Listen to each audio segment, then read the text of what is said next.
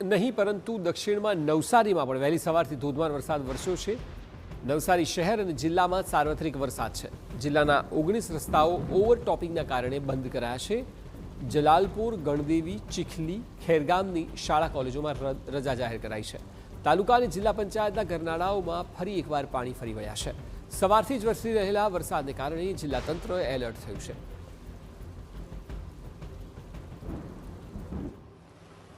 નવસારી જિલ્લામાં આજે red alert ઘોષિત કરવામાં આવ્યું છે, જેને લઈને સમગ્ર જિલ્લાનું તંત્ર એલર્ટ થઈ ગયું છે। મોડી રાતથી વરસાદની શરૂઆત થઈ ચૂકી છે અને ખાસ કરીને જે રીતે વરસાદ વરસી રહ્યો છે એને પગલે જિલ્લા તંત્ર એલર્ટ રહેવાની સાથે નવસારી જિલ્લાની શાળા, કોલેજો, આઈટીઆઈ તેમજ આંગણવાડીઓ બંધ રાખવા માટેના આદેશ કર્યા છે।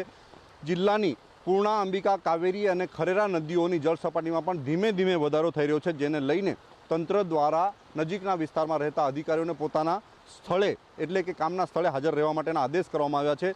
નવસારી જિલ્લામાં સવારથી જ મેઘરાજા મન મૂકીને વરસી રહ્યા છે। ઉપરવાસમાં પણ વરસાદને પગલે જિલ્લાની નદીઓના જળસ્તરમાં વધારો થાય તેવી શક્યતાઓ જોવાઈ રહી છે। નવસારી જિલ્લાની અલગ અલગ જે કંઈક તાલુકા છે એ તાલુકાઓમાં પણ વરસાદ વરસી રહ્યો છે, જેને લઈને જનજીવન પર સીધી અસર થઈ છે। 20થી વધુ રસ્તાઓ, જેમાં જિલ્લા પંચાયત અને તાલુકા પંચાયત હસ્તકના રસ્તાઓ ઓવરટોપિંગના કારણે એટલે કે ગરનાળાઓ પર પાણી ફરી વળવાના કારણે બંધ થયા છે, જેને લઈને જનજીવન પર સીધી અસર થઈ છે। લોકોએ પોતાના ધંધા રોજગારના સ્થળે જવા માટેની મુશ્કેલીઓનો સામનો કરવો પડી રહ્યો છે।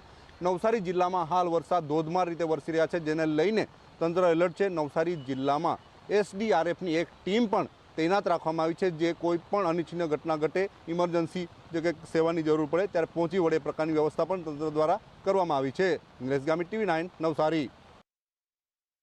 તો ઉપરવાસમાં વરસાદથી લોકમાતા પૂર્ણા નદી જાણે કે ગાંડીતુર બની છે। પૂર્ણા અને પૂર્ણા પર આવેલા સુપા કુરેલને જોડતો લો લેવલ પુલ પાણીમાં ગરકાવ થયો। પુલ પાણીમાં ગરકાવ થતાં 10 જેટલા ગામડાઓને તેની સીધી અસર થઈ છે। તંત્ર દ્વારા સુપા કુરેલ માર્ગને બંધ કરવામાં આવ્યું છે। જિલ્લા કલેક્ટર શાળા કોલેજમાં રજા જાહેર કરી છે।